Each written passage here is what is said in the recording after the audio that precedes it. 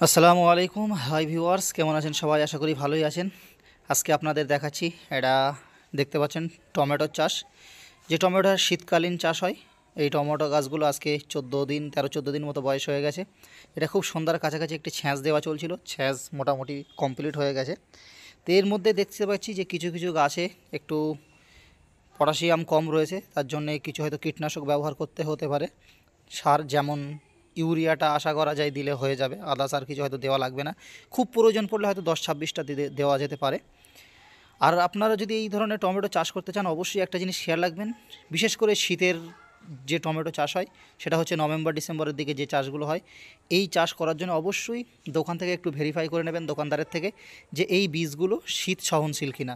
যদি শীতের সময়ের বীজ হয় তাহলে ভালো, আর যদি শীতের না হয়, যেমন গরমের মধ্যে টমেটো হয়, তারপরে বর্ষার মধ্যে টমেটো হয়, যদি সেরকম হয়ে থাকে তাহলে গাছগুলোকে বাঁচাতে পারবে না। গাছগুলো এরকম তৈরি হবে, তারপর যখনই একটু বেশি ঠান্ডা পড়বে, তারপর দেখবেন গাছগুলো ঠিক পুড়ে যাবার মতো হচ্ছে, একটু কুঁকড়ে যাচ্ছে, দিয়ে আস্তে আস্তে পুরো নষ্ট হয়ে যাবে। আপনার সমস্ত কষ্ট, আপনার খরচা, আপনার মেহনত সব বেকার হয়ে যাবে। তাই সেই জন্যে অবশ্যই একটু যাচাই করে নেবেন যে এই গাছগুলো শীত সহনশীল কিনা। শীত সহনশীল হলে তাহলে দেখবেন যে এই অল্প জায়গার মধ্যে আপনার প্রচুর পরিমাণে টমেটো হবে। দেখা যাচ্ছে এক একটা গাছে 8 থেকে 10 কেজি পর্যন্ত টমেটো দিতে পারে এই গাছগুলো। কারণ হচ্ছে এগুলো হাইব্রিড জাতের টমেটো, খুব দারুণ ফল হয়। আর এর চাষের অবস্থা একদম খুব সহজভাবে, একদম জিরো খরচায় বলা যায়। তা চলুন, দেখা হচ্ছে নেক্সট কোনো ভিডিওতে। আসসালামু আলাইকুম।